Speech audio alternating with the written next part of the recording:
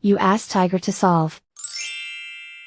This deals with linear equations with one unknown.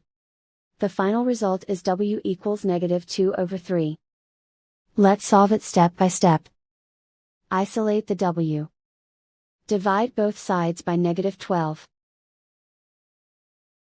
Cancel out the negatives. Simplify the fraction.